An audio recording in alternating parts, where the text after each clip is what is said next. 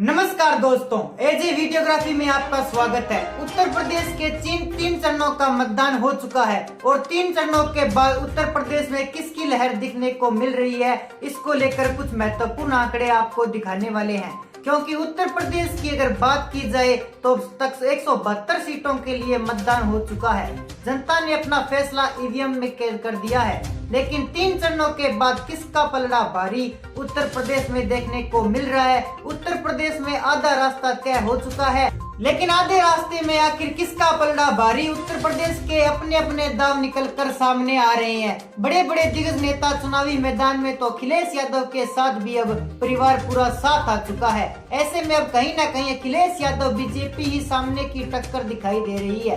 पहले चरण के लिए आप पर 58 सीटों की 60% मतदान हुआ था और ऐसे में अगर बात की जाए तो बीजेपी ने 2017 में यहाँ पर 53 विधानसभा सीटें हासिल की थी और यहाँ पर अगर बात की जाए तो 11 जिलों पर यहाँ किसको आंकड़ा मिल सकता है। 2017 में 53 सीट, 3 सीटें समाजवादी पार्टी, बीएसपी की 2 सीटें, अन्य और कांग्रेस का खाता नहीं खुला है। लेकिन यहाँ पर अगर बात की जाए तो पहले 3 चरण बीजेपी के जो अनुमान लगाया गया कि बीजेपी को 34 से 38 सीटें, समाजवादी पार्टी को 18 से 22 सीटें, वहीं बीएसपी को 0 से 3 सीटें और यहाँ पर कांग्रेस का खाता खुलता नजर नहीं आ रहा है। पहले फेज पर जो अनुमान यहाँ पर लगाया गया है कि एग्जिट पोल के हिसाब से 2022 के पहले फेज पर बीजेपी को बढ़त दिखाई गई है, जबकि यह बात की जाए दूसरे फेज के लिए सबसे ज्यादा 64% मतदान हुआ था और 64% मतदान यहाँ पर 9 जिले की 55 सीटें, कुल यहाँ पर 586 उम्मीदवार चुनावी मैदान में, जिनका ईवीएम ने यहाँ पर फैसला कैद हो चुका है। लेकिन किसका पलड़ा भारी नजर आ रहा है। 2017 में बीजेपी ने 38 सीटें, समाजवादी पार्टी ने 15 सीटें, जबकि कांग्रेस को 2 सीटों पर जीत मिली थी। यानी बीजेपी यहाँ पर भी भयंकर जीत 2017 में हासिल की थी, क्योंकि कई ऐसे जिले हैं जहाँ पर मुस्लिम मतदाता काफी ज्यादा यहाँ पर वोटर्स हैं और ऐसे में कहीं ना कहीं 2012 में समाजवादी पार्टी को यहाँ पर अच्छी जीत मिली। लेकिन यहाँ का गणित बढ़ता नजर आ रहा है। फिलहाल अगर बात की जाए तो बीजेपी को 26 से 30 सीट यानी कि ज्यादा फायदा बीजेपी को दूसरे फेज में होता नजर नहीं आया है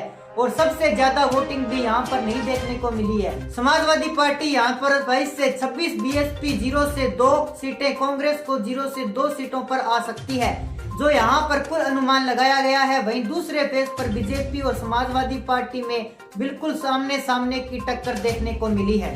2017 के मुकाबले बीजेपी को यहाँ पर कुछ सीटों का अनुमान होता नजर आया है, लेकिन तीसरा फेज के आंकड़े में कुछ बढ़ता नजर आ रहा है। यहाँ पर बात की जाए तो 16 जिलों की और 59 सीटें। इसमें अगर बात की जाए सबसे महत्वपूर्ण ये है कि यहाँ पर 3 रीजन की सीटें थी, जिसमें अवध, पश्चिमी यूपी और बुंदेलखंड काफी महत्वपूर्ण हो रहा है बीजेपी के लिए। 2017 में बुंदेलखंड की सभी 19 सीटों पर बीजेपी ने जीत हासिल की थी और कई ऐसे जिले रहे हैं जिसमें अगर बात की जाए 16 जिलों में से 10 जिले ऐसे रहे हैं जहां बीजेपी के 2017 में क्लीन स्वीप यात्रा 10 जिलों पर यहाँ सभी सीटों पर बीजेपी ने जीत हासिल की थी। अब बात की जाए यहाँ की कि मतदान यहाँ पर 57.44% मतदान हुआ है, कम मतदान हुआ है तीसरे फेज। और आज का फायदा कैसे मिल सकता है, आज के आंकड़े भी आपको दिखा देते हैं। लेकिन 2017 में 59 सीटों में से बीजेपी ने लगभग 39 सीटों पर जीत हासिल की थी। बीजेपी को यहाँ पर ज्यादा फायदा हुआ था,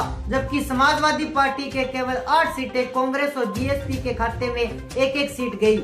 लेकिन 2017 के मुकाबले 2022 के लिए तीसरे फेज का क्या गणित बन सकता है, जो बीजेपी को 28 से 30 सीट मिल सकती है तीसरे फेज पर जो अनुमान लगाया जा रहा है। क्योंकि तीसरा फेज काफी महत्वपूर्ण अखिलेश यादव के लिए। अखिलेश यादव भी यहाँ पर चुनावी मैदान में है और यहाँ पर माना यह जाता है कि 59 सीटें में से 30 सीटें ऐसी है जहाँ पर यादव बहुल इलाके हैं और ऐसे में कहीं न कहीं समाजवादी पार्टी को फायदा होता नजर आ रहा है।